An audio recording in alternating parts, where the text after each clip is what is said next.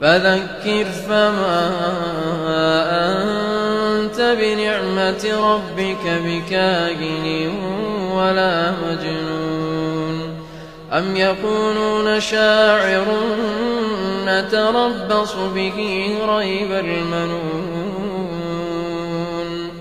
قل تربصوا فإني معكم